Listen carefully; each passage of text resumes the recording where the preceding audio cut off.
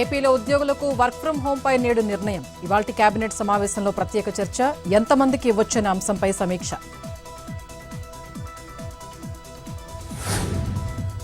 ముఖ్యమంత్రి చంద్రబాబు కాన్వాయ్ కుదింపు. పొదుపు చర్యల్లో భాగంగా 4 వాహనాల్లో సచివాలయానికి సీఎం. ప్రత్యేక బస్సులో వచ్చిన చంద్రబాబు, ఎన్ఎస్జీ సిబ్బంది.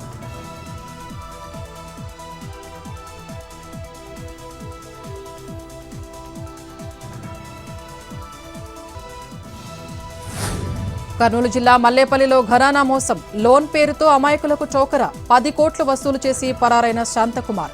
అధిక వడ్డీ ఆశ చూపి లోన్ మొత్తం కాజేసిన కేటుగాడు.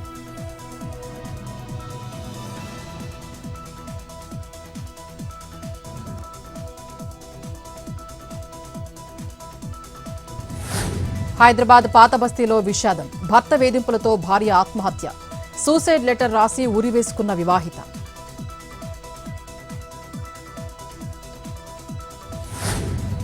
అన్నమయ్య జిల్లా పుంగనూరులో పట్టపగలే చోరీ యత్నం.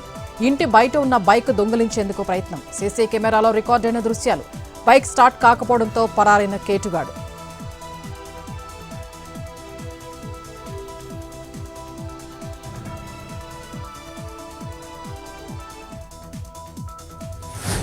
శ్రీకాకుళం జిల్లా కొండతెంబూరులో ఘోర రోడ్డు ప్రమాదం. డివైడర్ దాటి ఎదురుగా వస్తున్న లారీని ఢీకొట్టిన బొలెరో. నుజ్జునుజ్జైన వాహనాలు, 2 మృతి.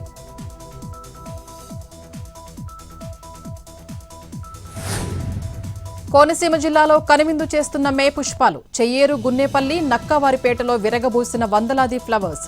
మే నెలలో ఉరుములతో కూడిన వర్షాలు వచ్చినప్పుడే వికసించే పువ్వులు. 20 ఏళ్లుగా సంరక్షిస్తున్న మార్తా దంపతులు.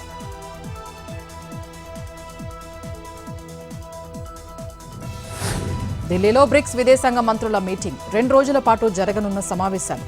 జైశంకర్తో ఇరాన్ విదేశాంగ మంత్రి అరాక్చి భేటీ. ఇరాన్ అమెరికా యుద్ధం, ప్రపంచ సవాళ్లు, గ్లోబల్ గవర్నెన్స్ సంస్కరణలపై చర్చ.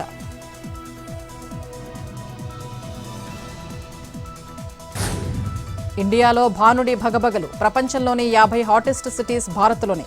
ఏప్రిల్ 27న అసాధారణ వాతావరణ పరిస్థితులు. యూపీలోని బాందాలో అత్యధికంగా 46.2 డిగ్రీల ఉష్ణోగ్రత నమోదు. గాలి నాణ్యతను పర్యవేక్షించే ఏక్యూఐ నివేదికలో కీలక విషయాలు.